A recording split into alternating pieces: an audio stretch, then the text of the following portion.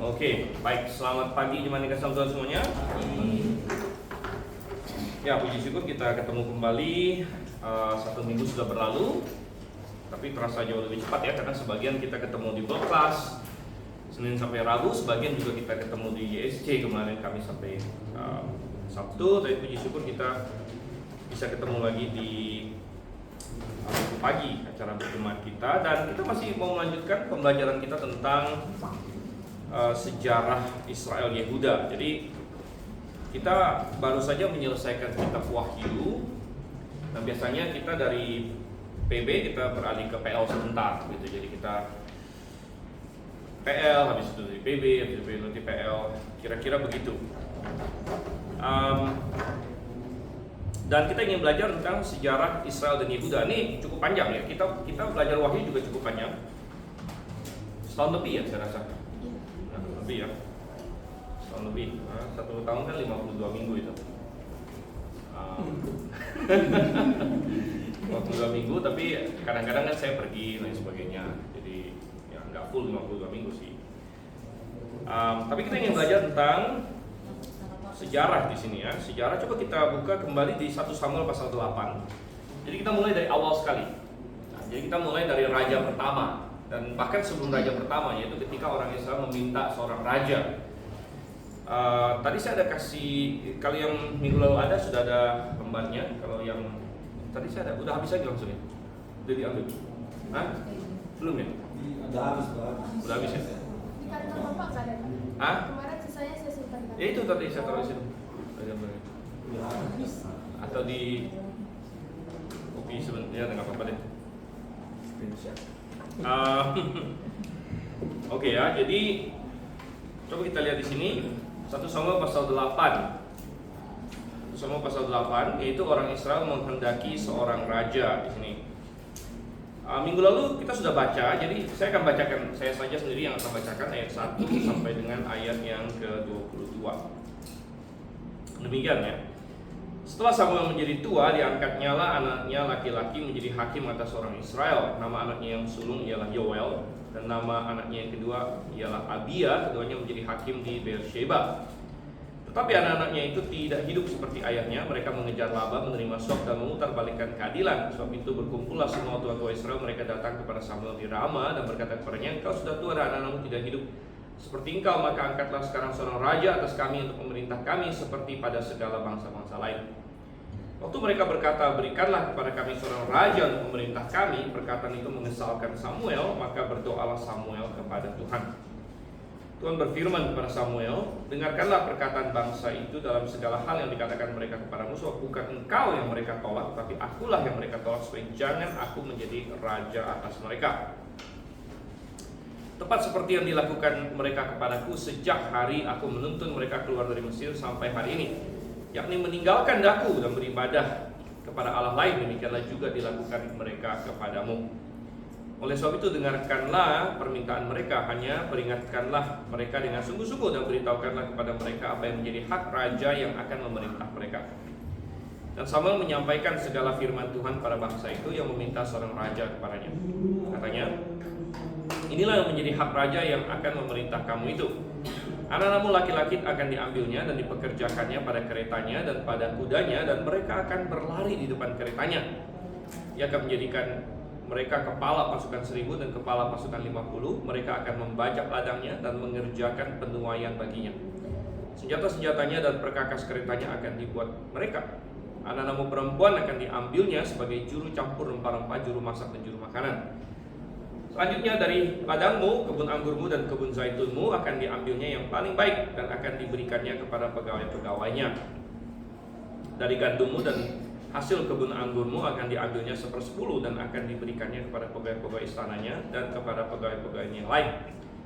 Budak-budakmu laki-laki dan budak-budakmu perempuan, ternakmu yang terbaik dan keledai-keledaimu akan diambilnya dan dipakainya untuk pekerjaannya. Dari kambing dombamu akan diambilnya 1/10 dan kamu sendiri akan menjadi budaknya. Pada waktu itu kamu akan berteriak karena rajamu yang kamu pilih itu, tetapi Tuhan tidak akan menjawab kamu pada waktu itu."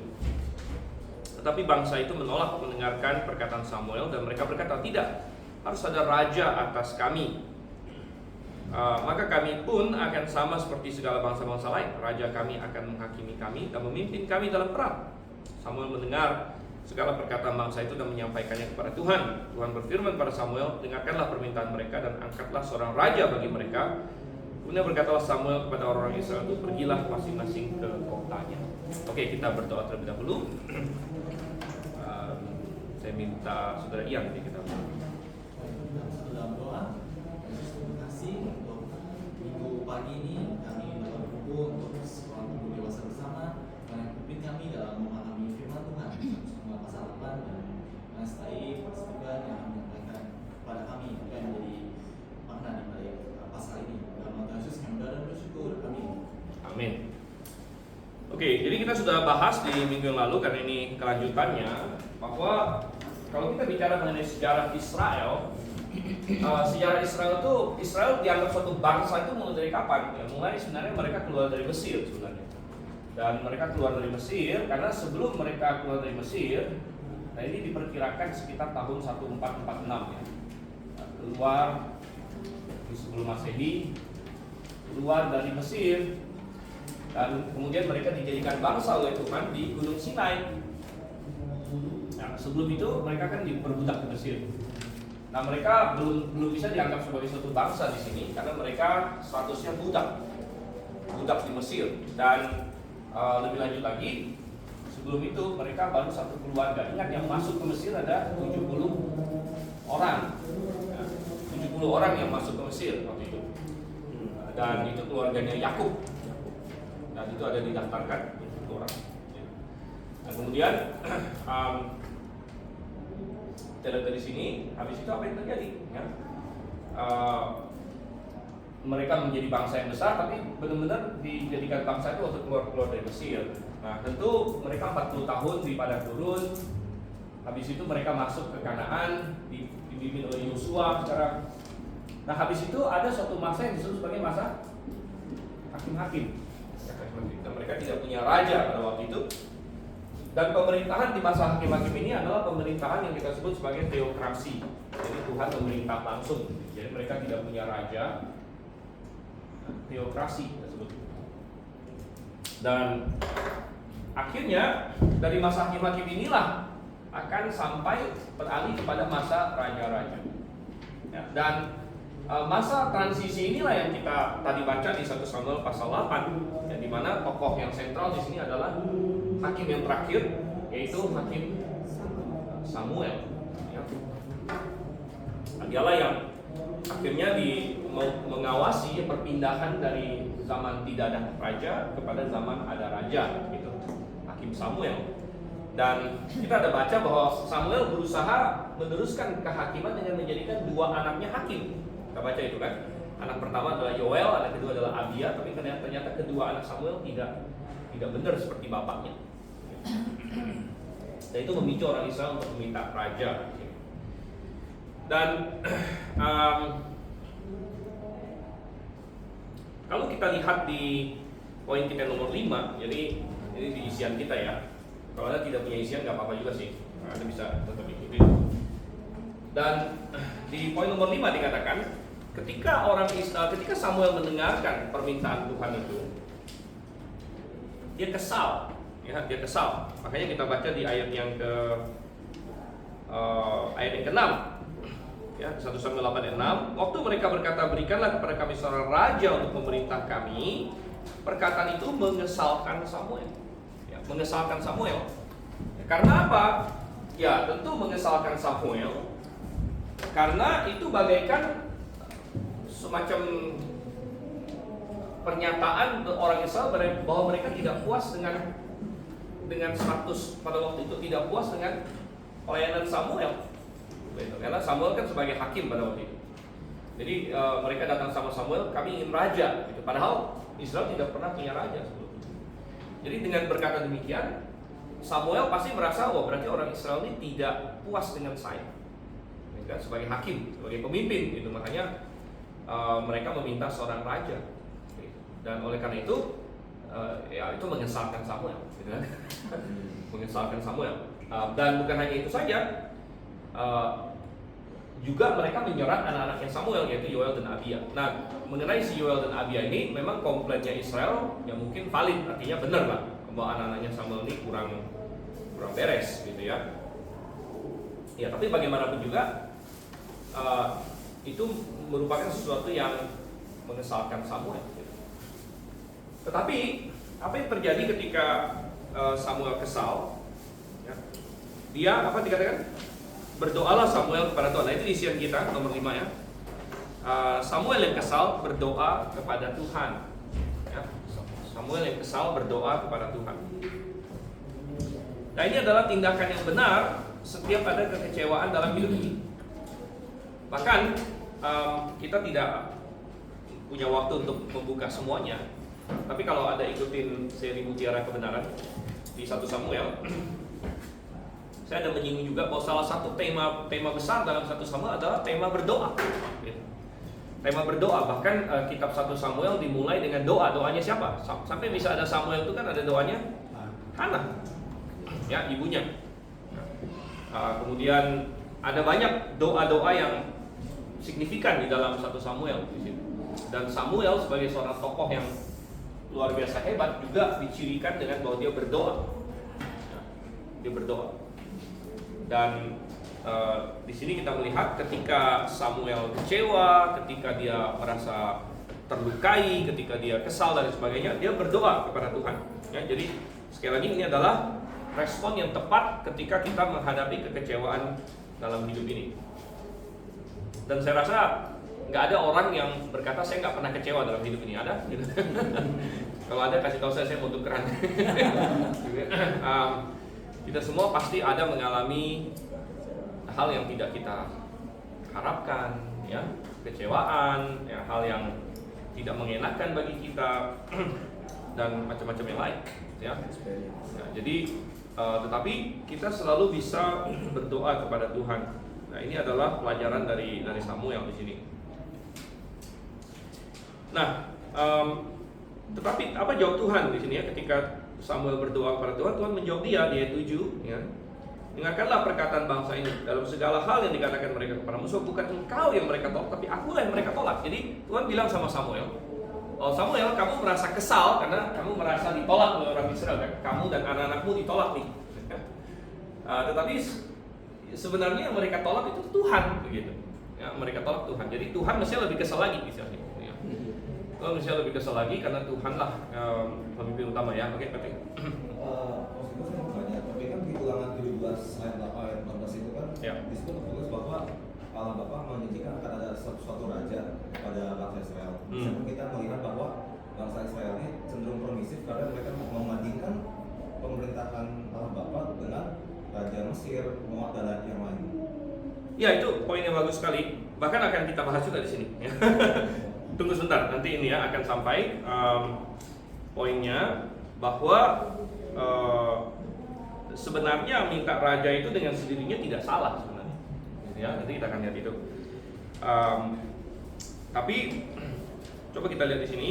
Kalau dalam isian kitab, jadi 5a ya, Tuhan akan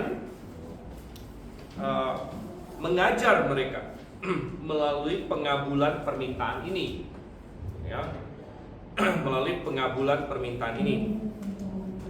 Jadi Tuhan bilang, oke, kabulkanlah permintaan mereka, walaupun permintaan mereka bukanlah permintaan yang baik sebenarnya.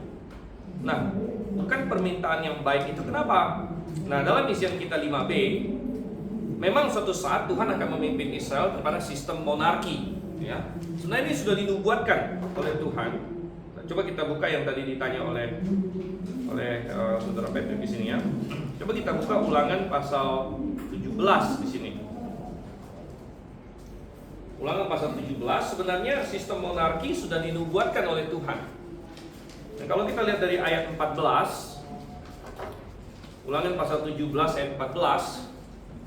Dikatakan di sini, apabila engkau telah masuk ke negeri yang diberikan kepadamu oleh Tuhan Allahmu dan telah mendudukinya dan diam di sana, kemudian engkau berkata, aku mau mengangkat raja atasku, ya, seperti segala bangsa yang di sekelilingku, maka hanyalah raja yang dipilih Tuhan Allahmu yang harus kau angkat atasmu. Jadi kita ada buka perikop ini juga minggu lalu, seingat saya. Artinya sudah dinubuatkan bahwa orang Israel akan punya raja. Gitu. Tetapi kalau kita perhatikan, raja yang nanti akan Tuhan angkat bagi orang Israel itu berbeda dari raja-raja dunia pada umumnya. Makanya kalau kita baca terus ayat 16 ya, jangan dia memelihara banyak kuda. Jadi tidak boleh memperbanyak pasukannya. Ya kuda waktu itu kalau hari ini kayak tank lah begitu. Jadi senjata hebat gitu kan. Kemudian apa? Jangan mempunyai banyak istri. Nah, ini juga sesuatu yang pada zaman itu sangat sering dilakukan ya. Emas dan perak pun jangan dia kumpulkan terlalu banyak. Ya, ini juga sangat kontra dengan kecenderungan raja pada umumnya. Dan apabila ia duduk di tahta kerajaan, harusnya ia menyuruh penerus baginya salinan hukum ini. Jadi dia harus berfokus kepada firman Tuhan. Jadi sudah dinubuatkan bahwa Israel akan punya raja, tapi Tuhan ingin mengatur raja Israel. Tuhan ingin mengatur raja Israel sehingga masuk ke zaman monarki, bahwa raja Israel itu harus bertindak sesuai dengan hukum Tuhan dan harus berbeda. Nah, Israel di sini meminta raja bukan dengan konsepnya Tuhan, tapi mereka minta raja supaya mereka menjadi sama dengan bangsa-bangsa lain.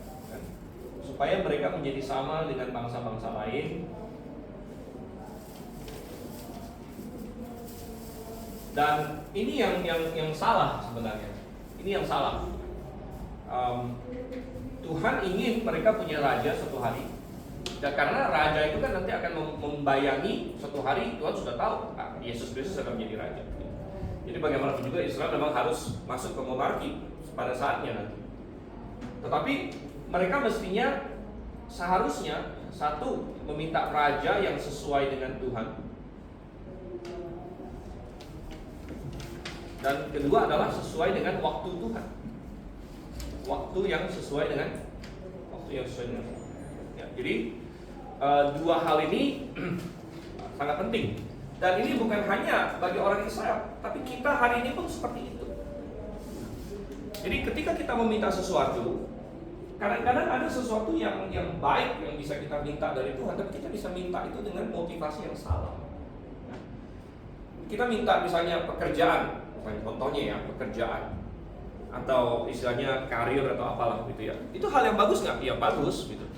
Tapi kalau kita memintanya dengan memaksakan Tuhan, kita tidak menunggu waktu Tuhan dan kita juga tidak mencari yang sesuai dengan Tuhan, maka itu bisa berbahaya. Demikian juga kita minta pasangan hidup misalnya. Pasangan hidup adalah hal yang baik, dan mungkin pada saatnya memang Tuhan sudah mempersiapkan pasangan hidup. Tapi sekali lagi, kalau kita maunya bukan yang sesuai dengan yang Tuhan mau, dan kita tidak mau menunggu waktu Tuhan, maka ini berbahaya.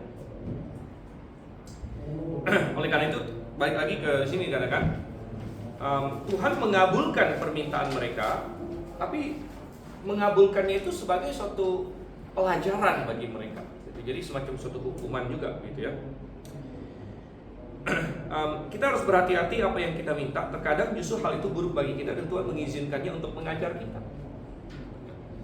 Jadi Tuhan bilang, oke, aku kasih kamu. Sebenarnya akhirnya apa? Nah, nanti kita akan lihat. Akhirnya kan Tuhan akan pilihkan sesuai dengan yang mereka mau. Dan Tuhan akan pilihkan seorang namanya Saul menjadi raja pertama, sesuai dengan permintaan mereka. Seorang raja yang akan memimpin kami seperti bangsa-bangsa lain. Nah, coba kita lihat dulu poin 6 kita. Tuhan masih memperingatkan orang Israel melalui Samuel akan konsekuensi dari apa yang mereka minta. Ya. Kalau kamu minta raja, ada konsekuensinya dari Tuhan. Raja itu punya hak, ya, dan dia akan melakukan hal tertentu. Contohnya ya, pemerintahan yang menetap dan bersifat dinastik. Nah ini minggu lalu kita ada singgung juga, karena selama masa hakim-hakim itu sifatnya tidak bersifat dinasti. Kalau dinasti itu kan bapak turun ke anak, anak turun ke cucunya lagi, dan lain sebagainya. Tapi hakim-hakim Israel waktu itu tidak seperti itu. Ya, tetapi siapa jadi hakim, ya, kemudian generasi selanjutnya mungkin Tuhan bangkitkan orang lain. Generasi selanjutnya Tuhan bangkitkan orang lain. Dan oleh karena itu, ya Samuel makanya anaknya kan nggak jadi juga gitu kan, Joel dan Abia di situ. Tetapi kalau misalnya mereka masuk ke sistem monarki, maka ini akan bersifat dinastik. Karena seorang raja dia akan turunkan ke anak. Jadi itu adalah konsekuensi dari pemerintahan yang monarki. Ya. Kemudian B, rakyat harus melayani raja mereka.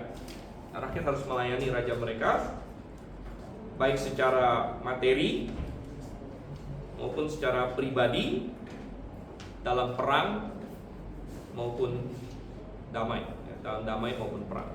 Jadi mereka harus melayani raja mereka secara materi maupun pribadi. Itu yang kita baca di ayat 11 dan seterusnya, kan? Dari segi orang, raja bisa mengambil manusia-manusia menjadi prajurit mereka, menjadi prajuritnya raja. Nah, kalau ada orang yang diambil jadi prajurit, berarti kan harus dibiayain kan? Biayain dari mana?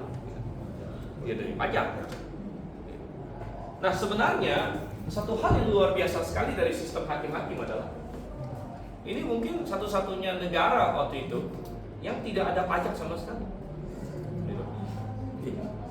Nah, kita sekarang semua di Indonesia ini kan sejak pemerintahan Jokowi dan sebagainya mulai digalakkan orang harus taat pajak ya.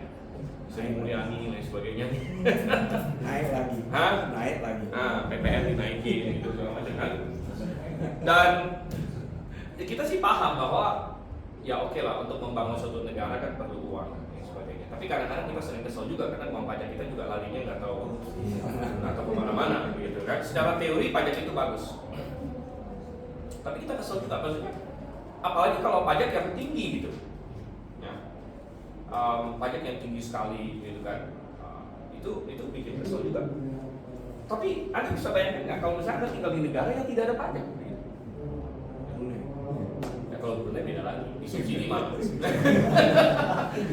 Disubsidi kan. Tapi Israel pada waktu itu tidak ada pajak. Kenapa? Mereka tidak perlu karena tidak ada suatu sistem monarki yang tersentral. Nah, tetapi itu berarti mereka tidak punya standing army istilahnya. Standing army itu apa ya? Maksudnya kayak pasukan yang profesional, yang memang kerjaan dia itu menjadi pasukan gitu, spesifik gitu kan. Mereka tidak punya. Tapi mereka berperang itu kalau misalnya ada musuh, ya semua orang Israel maju gitu. Yang tadinya petani ya jadi pasukan, gitu kan? Angkat senjata, gitu kan?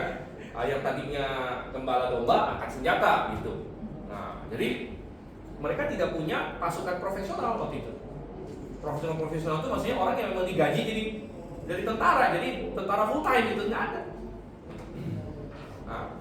Nah, itu mungkin dianggap oleh orang Israel, oh itulah mengapa kita sering kalah. Gitu.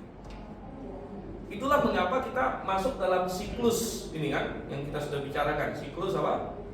Mereka dikalahkan, lalu ada yang tolong mereka bebas sekian tahun, lalu mereka dikalahkan lagi.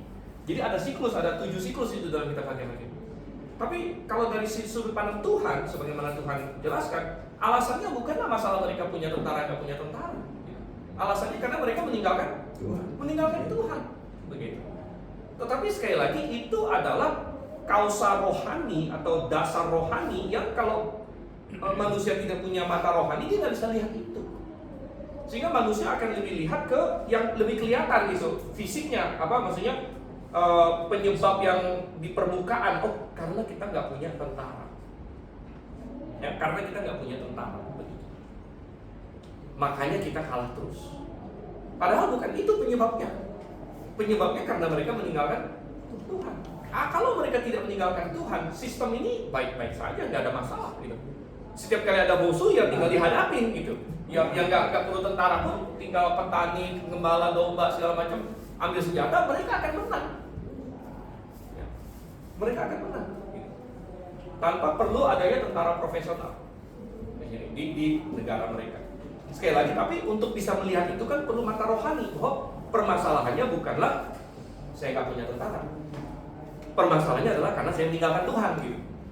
Nah, itu perlu mata rohani untuk melihat itu. Nah, sering juga kalau kita di zaman modern sekarang ini, kalau kita mau mencari ya, penyebab satu hal, apakah kita bisa melihat sampai ke akar rohaninya, atau kita hanya terpaku ke ini ya yang sekulitnya aja, sekulitnya aja. Ada orang yang mungkin berpikir, oh kenapa saya misalnya ada orang yang dia hidup dalam dosa, misalnya ada orang Kristen yang hidup dalam dosa contohnya. Lalu dia berpikir kenapa saya tidak diberkati Tuhan, atau kenapa saya gagal terus dan sebagainya. Ya kan? Dan mungkin dia bisa mencari penyebab-penyebab yang superficial, yang sekulitnya aja. Oh ini karena apalah, gitu. Mungkin dia cari yang lain. Mungkin kalau misalnya perempuan nih, mungkin saya kurang cantik, gitu. Jadi mesti operasi plastik ini. Apa solusinya misalnya, gitu kan? Ya, padahal mungkin bukan itu permasalahan utama kamu. Permasalahan utama kamu adalah sesuatu yang rohani. Ya. Berarti saya mau bertanya Pak.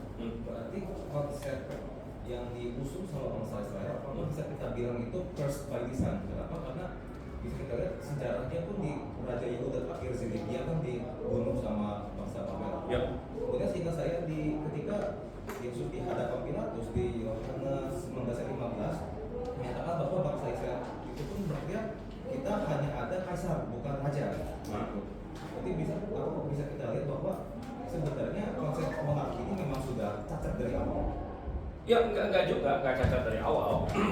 Walaupun mereka mulai dengan salah ya. Mereka mulai dengan salah.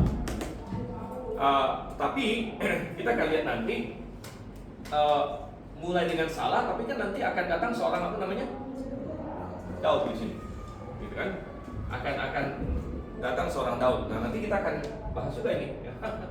Bahwa mulai dengan Saul tapi akan datang seorang Daud. Jadi mereka mulai dengan salah. Dan Tuhan mengabulkan permintaan mereka. Kan mereka bilang, kami ingin raja yang supaya kami mirip dengan bangsa-bangsa lain. Maka pertama Tuhan pilihkan seseorang yang memenuhi standar bangsa-bangsa pada umumnya, gitu. Dan Saul itu memenuhi standar raja pada umumnya. Misalnya dari segi penampilan hebat, kan? Dia tinggi katanya, kepala lebih tinggi. Dari segi kemampuan perang, kan yang dipermasalahkan Islam kan perang gitu kan. Dari segi kemampuan perang sebenarnya Saul juga jago gitu. Ya, dia jago berperang gitu. Dia banyak memimpin Israel kepada kemenangan dan lain sebagainya. Ya. Tapi ini bukanlah raja yang Tuhan inginkan sebenarnya. Dan kita bertanya, kenapa Tuhan tidak langsung kasih Daud aja? Loh, kan timingnya nggak pas ini di sini. Waktu Saul dipilih menjadi raja, Daud belum lahir, gitu. Daud belum lahir. Jadi sebenarnya kalau orang Israel sabar-sabar menunggu waktu Tuhan, dalam satu generasi mereka sudah bisa mendapatkan seorang raja yang sesuai dengan kehendak Tuhan. Tapi mereka kan tidak mau menunggu. Mereka bilang, enggak, kami mau raja supaya kami menjadi seperti bangsa-bangsa lain. Ya, dan Tuhan sudah peringatkan, ya, wah ini raja bakal begini, tapi mereka tetap mau.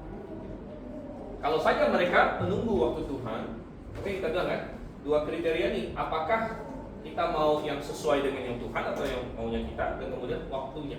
Ya. Kalau mereka menunggu, mereka akan langsung dapat Daud dan nggak perlu ada eksperimen dengan si Saul ini, eksperimen nasional, gitu kan? Nah,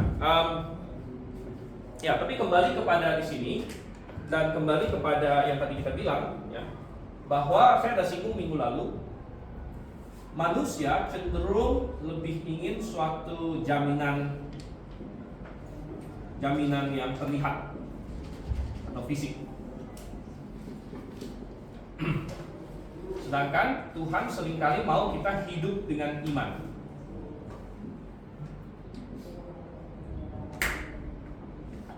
Ya, hidup dengan iman. Nah, kalau di Israel waktu itu ini muncul dalam hal masalah keamanan fisik, tentara dan lain sebagainya. Israel mau punya tentara yang kelihatan ada gitu. Ini saya punya pasukan nih. Ya. Tapi sebenarnya Tuhan mau kamu hidup dengan iman. Hidup dengan iman. Nah, bukan berarti sama sekali nggak boleh punya tentara sih. Ya, boleh-boleh aja. Nanti kalau ada raja juga dia punya tentara boleh. Tapi apakah ini yang menjadi pegangan kita? Atau sebenarnya Tuhan yang menjadi pegangan kita? Gitu kan?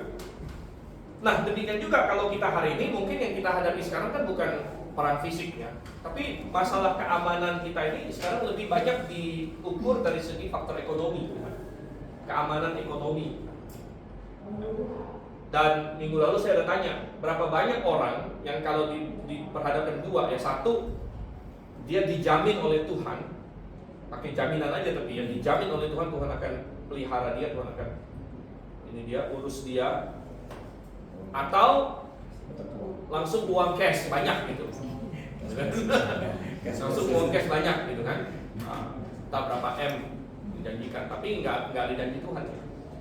Nah, berapa banyak orang yang akan bisa dengan iman berkata, saya lebih pilih janji Tuhan, walaupun nggak ada upfront gitu kan, dari awal udah langsung dikasih berapa banyak gitu. Tapi banyak orang mungkin dia akan sulit untuk menolak nih. Tapi ini udah nyata loh gitu. Ini sudah digenggam tangan nih gitu kan. Ini sudah hard cash orang bilang ya, sudah ada barangnya gitu. Kan kalau janji kan cuma janji doang. Tapi kita harus berkata yang janji ini siapa? Yang janji ini kan Tuhan. Jadi kembali apakah kita, nah sekali lagi bukan berarti bahwa kita jadi nggak boleh pegang uang dan lain sebagainya. Ya boleh-boleh aja gitu kan. Boleh-boleh aja, tetapi yang mana yang kita jadikan pegangan kita gitu.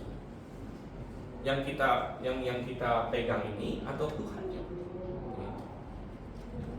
Dan kadang-kadang saya berpikir ya, mungkin banyak orang pernah berpikir kenapa Tuhan tidak langsung kasih anak-anaknya. Misalnya gini, saya pernah baca satu buku yang judulnya begini, kenapa Tuhan tidak langsung kasih uang kepada anak-anaknya, jatuh dari langit itu, uang yang dalam jumlah banyak lah misalnya. Jadi semua orang Kristen yang sudah lahir baru, Tuhan langsung kasih contohnya, saya 1 M, satu orang. Kenapa Tuhan tidak bertindak seperti itu? Ya jelas enggak gitu. Ya jelas enggak, dan ada banyak alasan gitu kan. Nomor satu, kalau seperti itu ya semua orang mau jadi Kristen secara bohong-bohongan gitu kan, karena melihat semua orang Kristen dapat begitu nih gitu.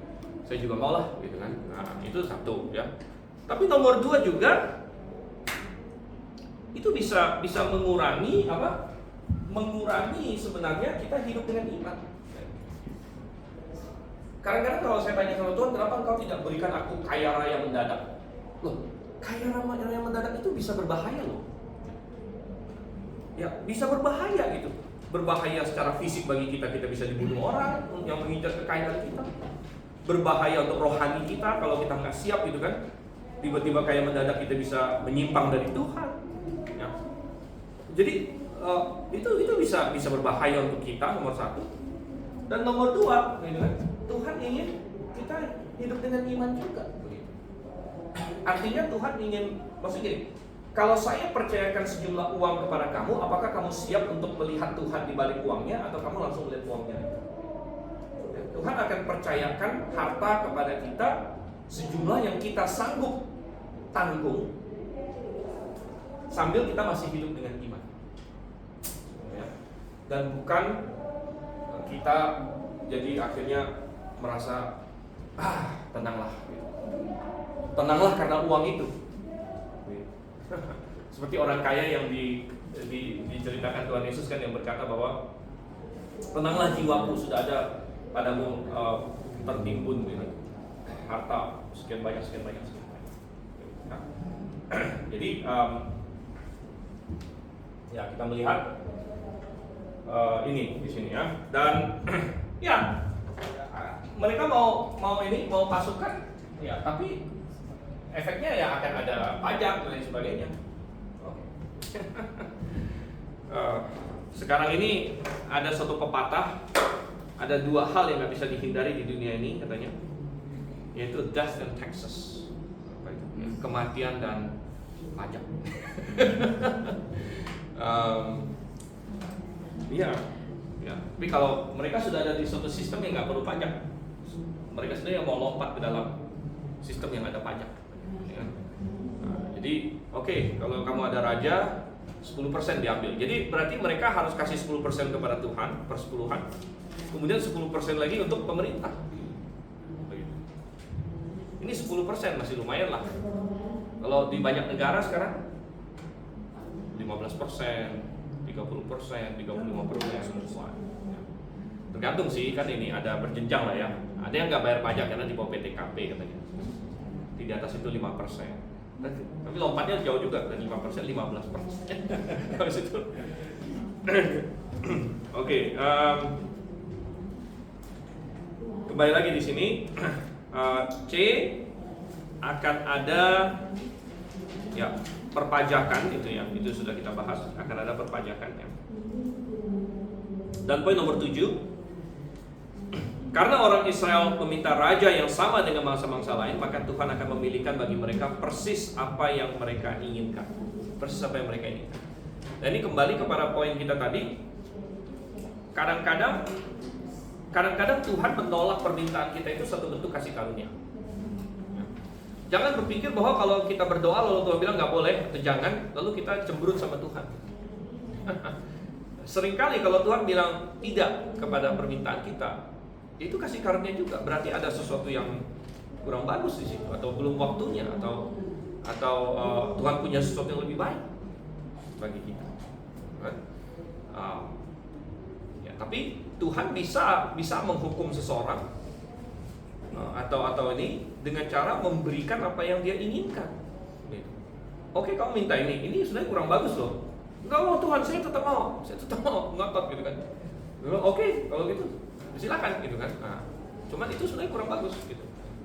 Ya, dan makanya kita bilang tadi, kalau misalnya orang Israel dia sabar, Tuhan peringatkan kan, jangan dulu. Samuel bilang, oke, kapan Tuhan? Kan di Firman tadi Ulangan 17 kan sudah dibilang bahwa Israel akan punya raja. Kita bilang sabar dulu.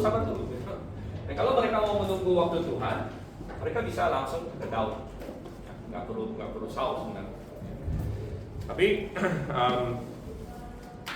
itulah ya. Kita akan melihat di minggu-minggu akan datang. Kita akan bahas tentang Saul. Kita akan bahas tentang Daud. Kita akan bahas tentang raja-raja Israel selanjutnya. Oke, ada yang mau tanya sampai di sini? Ya. Yang 1 Samuel 8-18. Ini saya menemukan sebuah argumentasi dari kaum Rabbinius yang mengatakan bahwa mereka percaya akan predestinasi Tuhan yang sangat absolut. Ya. Bagaimana cara kita mengakinya? Karena di situ tulis pada waktu itu kamu berteriak, di kamu diri, tapi Tuhan tidak akan menjawab kamu pada waktu itu. Jadi seakan-akan argumentasi dari Rabbinius kan mengatakan ya Tuhan sudah mempredestinasikan akan ada raja dan kamu akan dan menderita seperti itu. Ya, sebenarnya kita bilang begini, ayat ini sama sekali nggak berbicara mengenai predestinasi. Yang ayat ini nyatakan adalah kemahatauan, bahwa Tuhan tahu ini akan terjadi. Gitu. Kan nggak ada bilang Tuhan menentukan mereka apa-apa kan? Hanya dibilang pada waktu itu kamu akan berteriak. Kan bukan bilang Tuhan akan membuat kamu berteriak. Gitu. Kamu akan berteriak. Jadi ayat ini mengajarkan kemahatauan Tuhan. Tuhan tahu mereka akan berteriak. Tuhan tahu kamu akan menyesal. Tuhan tak. Jadi gini, Anda bayangkan orang Israel minta sesuatu yang kurang baik. Tuhan bilang jangan. Tapi ngotot. Terus diperingatkan, kamu akan nyesel loh. Nanti kalau kamu nyesel, nangis-nangis saya nggak jawab lagi loh. Ini kan tidak mengajarkan predestinasi sama sekali. Yang diajarkan adalah Tuhan sudah maha tahu apa yang akan terjadi. Kalau misalnya predestinasi, justru kita balik jadi aneh.